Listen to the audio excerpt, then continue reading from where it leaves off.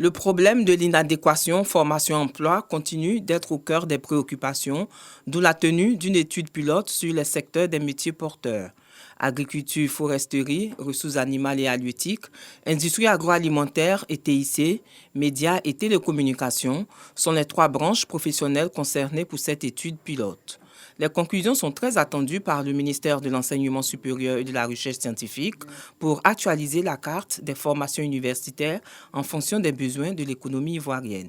Ce séminaire va nous permettre, entre autres, d'avoir une idée du bassin de l'emploi, c'est-à-dire les emplois existants qu'éventuellement nos apprenants pourraient occuper à la sortie de l'école, et même les emplois de demain, parce que vous savez, la Côte d'Ivoire évolue. Si vous prenez le PND 2021-2025 déjà, il s'appuie sur ce qu'on appelle Prospective Côte d'Ivoire 2030. Donc il faut voir dans l'avenir quels sont les métiers nouveaux qui vont se créer.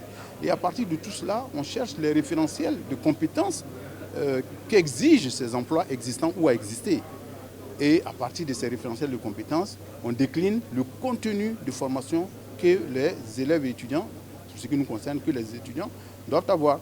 Cette étude pilote bénéficie du soutien de l'ambassade de la France en Côte d'Ivoire. La France réaffirme ainsi sa volonté d'accompagner la Côte d'Ivoire dans la recherche de solutions à l'employabilité des diplômes des universités et grandes écoles. Chaque année, 400 000 jeunes arrivent sur le marché du travail. Il faut qu'ils trouvent du travail et donc il faut qu'on les forme dans des matières où ils pourront trouver du travail. Je vois bien que, c'est une priorité absolue en Côte d'Ivoire et vraiment je trouve que c'est très bien. 2, je vois l'ensemble des autorités ivoiriennes,